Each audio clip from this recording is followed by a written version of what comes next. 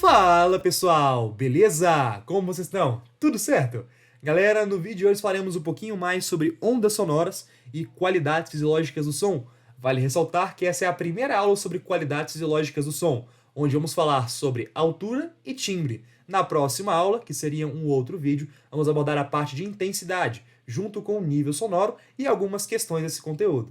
Mas antes, caso você não seja um inscrito aqui no canal, se inscreva, deixe seu like e ative o sininho das notificações. E uma outra coisa, temos um Instagram, nome @canal_exatas. Por lá nós postamos as principais notícias aqui do nosso projeto, além também de alguns reels, então dê uma olhadinha por lá. E agora temos o TikTok, que o nome também é @canal_exatas. Bom, então para começarmos essa aula, é muito importante que você relembre alguns conceitos relacionados ao som.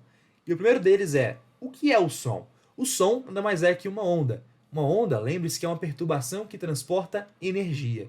E se é uma onda, a gente sabe que a gente consegue classificar quanto a três principais critérios: quanto à natureza, quanto à vibração e quanto às dimensões. Quanto à natureza, é mecânica, até mesmo porque precisa de um meio material para se propagar. Quanto à vibração, é longitudinal, porque a direção de vibração é a mesma direção de propagação. Então, se eu estou falando, repara que a vibração está indo para frente e o som está indo para frente. Logo, é longitudinal. Lembrando que isso é válido para quando o som está no ar. Quando o som está em meios que são sólidos, ele acaba se comportando de um modo um pouco diferente. Ele é uma onda mista em meios sólidos, ou seja, longitudinal e transversal ao mesmo tempo. Por último, quanto às dimensões, é tridimensional. Então, se eu der um grito, o vizinho que está aqui em cima vai me escutar, o vizinho que está aqui embaixo vai me escutar, meus pais que estão no outro cômodo vão me escutar, minha avó que está no cômodo atrás vai me escutar também, quem está dos meus lados vai escutar também, porque o som é uma onda tridimensional, se propaga nas três dimensões, no eixo X, no eixo Y e no eixo Z. Trouxe aqui também uma imagem para relembrar vocês como que é a estrutura do som. Repara que o que está aqui embaixo é nada mais nada menos que aquela estrutura básica das ondas transversais. E o som é meio diferente. Ele é formado por zonas de compressão e rarefação que vão se alternando. Perceba que a compressão é quando o ar, as moléculas do ar estão mais juntinhas. E a rarefação é quando essas moléculas do ar elas estão mais separadas. Para calcular o comprimento de onda de uma onda sonora, basta a gente pegar a distância de um momento de compressão até o outro de compressão. É como se a gente pegasse a distância de uma crista até uma outra crista. E aí, esse seria o comprimento de onda, tá bom? Uma outra coisa importante a gente entender é com relação à fisiologia do som, que é nada mais nada menos que o processo que faz a gente escutar. E eu vou explicar de um modo muito simplificado e do ponto de vista biológico pode ser até um pouquinho errado, mas pra gente aqui da física é mais do que suficiente. Primeiro, vamos ter uma fonte e essa fonte vai emitir som. O som ele vai entrar em primeiro contato com a nossa orelha externa, a porção que está fora do nosso corpo. Repara que a orelha externa ela tem um certo formato esquisito, e esse formato é para pegar o som e redirecioná-lo para o canal auditivo, que é esse cara que está bem aqui. Ó. No canal auditivo, o som vai acabar caminhando até se trombar com o tímpano. O tímpano nada mais é que uma membrana que ela vai vibrar a mesma frequência que o som que ela acabou de receber. Essa vibração, então, ela é pegada pelo ouvido médio, ou seja, pelo martelo, pela bigorna e pelo estribo, e essa vibração depois ela é jogada para o ouvido interno, que compõe a cóclea e o canal semicircular. Aqui dentro, o som ele acaba sendo ampliado de 30 a 60 vezes. E aí, sendo ampliado, alguns sinais acabam sendo recebidos por esses nervos, que depois enviam sinais elétricos lá para o cérebro, com essas informações que eles receberam das vibrações. O nosso cérebro, então, ele pega aquela informação e ele consegue interpretá-la. De um modo muito resumido, é assim que funciona a fisiologia do som, tá certo? Bom, o último conceito importante de relembrarmos é com relação à velocidade do som. E aí eu quero que você se lembre da audioondulatória. Lá na aula eu comentei com você que o som consegue se propagar tanto em meios gasosos, ou seja, no ar, ou em meios que são líquidos, como a água, ou em meios que são sólidos, como o ferro, por exemplo. Só que eu comentei também com você que a velocidade do som em cada um desses meios é diferente. Veja bem, aqui ó, no ar é 340 metros por segundo, na água 1.500 e no ferro 5.000. Repara que a velocidade do som ela varia de acordo com o meio que ela está e ela depende única e exclusivamente do meio em que ela se encontra. Agora, se o meio continuasse sendo o mesmo, a velocidade ela seria constante. Então, se eu tivesse um ar de 20 graus Celsius e eu fosse para o mesmo ar de 20 graus Celsius, durante todo o momento a velocidade do som ia ser constante, de 340 metros por segundo. Agora, se eu, por exemplo, mudasse de meio, indo de um ar de 20 graus Celsius para um ar de 30 graus Celsius, aí já ia mudar a velocidade. Em um mesmo meio é constante, se mudou de meio é diferente. E pessoal, perceba que do ar para a água e da água para o ferro ficou mais denso. O ar é menos denso que a água, que é menos densa que o ferro. Em geral, quanto maior for a densidade, maior vai ser a velocidade. Isso faz muito sentido. Lembra que o som é uma onda que se propaga de molécula a molécula. Lembra? Molécula que agita molécula vizinha, que agita molécula vizinha, que agita molécula vizinha.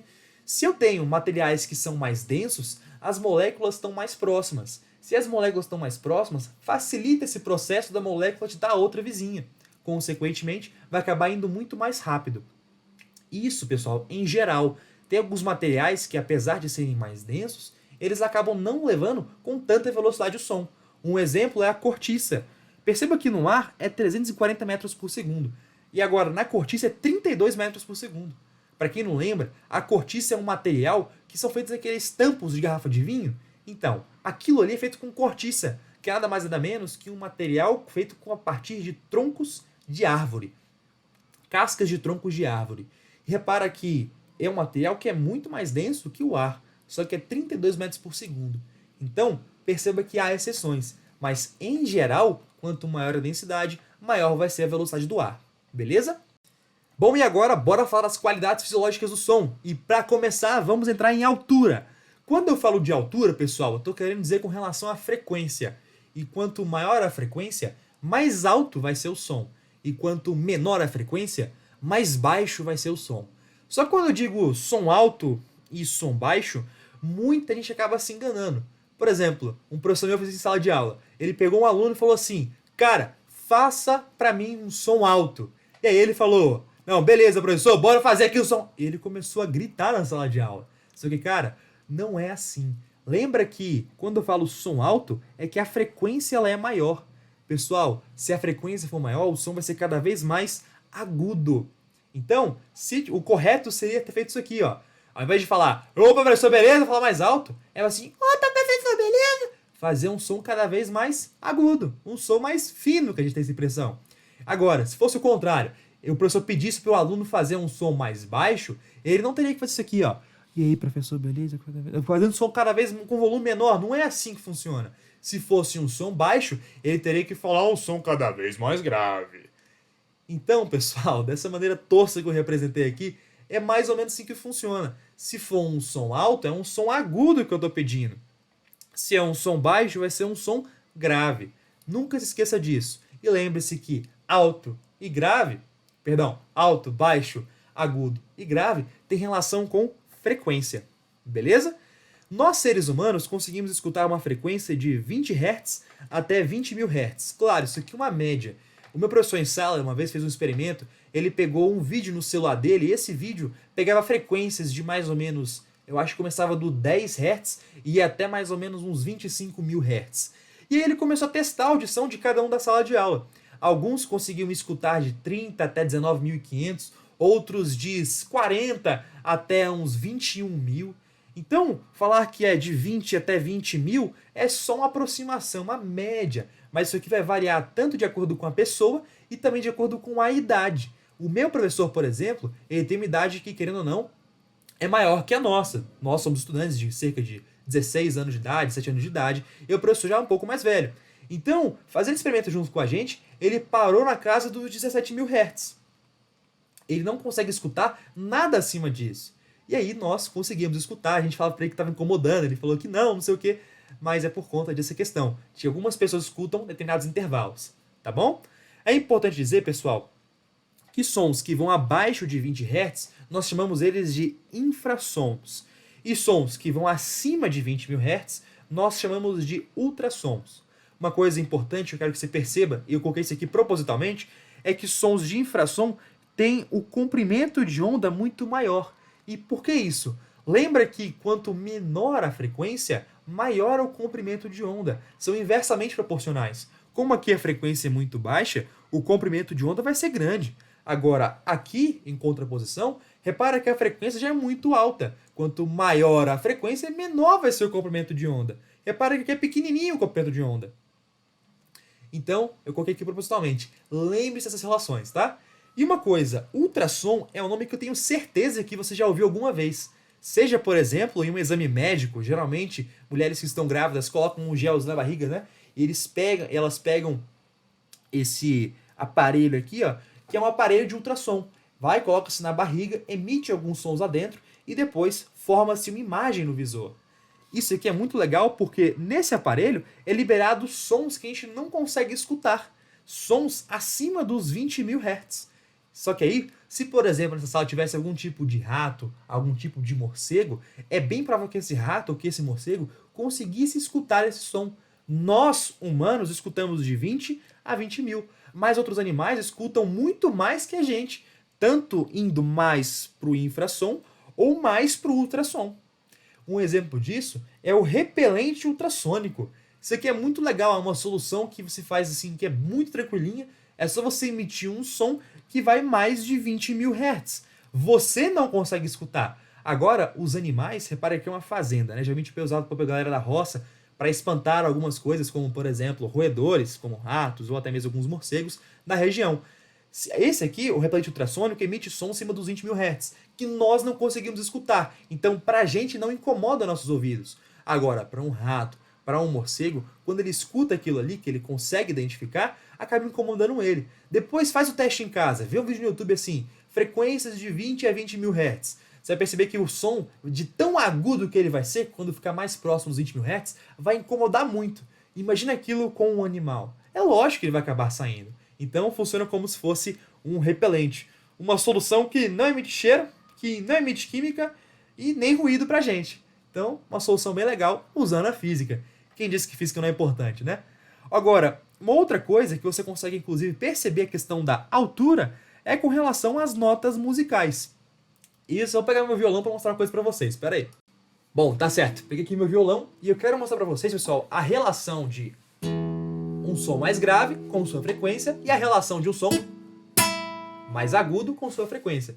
Então, para mostrar isso aí para vocês, eu peguei aqui, ó, um afinador de violão. Se eu pegar, por exemplo, essa corda aqui é mais grossa, ela emite um som mais grave.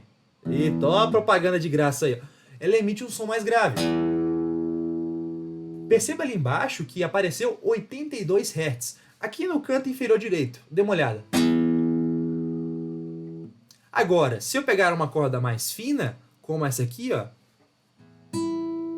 repara que o som ele é muito mais agudo. E por ser mais agudo, a frequência é maior. Olha no canto inferior direito. Então, olha que legal. Pegando uma corda mais grossa e indo até a corda mais fina. Repara o que vai acontecer com a frequência. Tô agredindo meu violão, né? Perdão.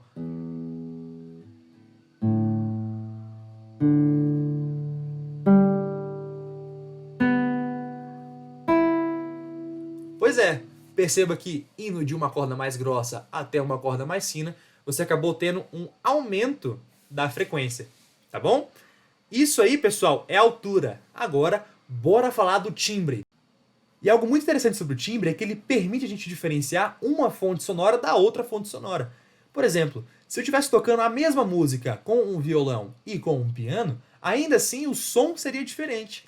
Veja bem, as notas musicais são exatamente as mesmas, porque a música é a mesma. Se as notas musicais são as mesmas, as frequências que estão sendo tocadas são absolutamente as mesmas.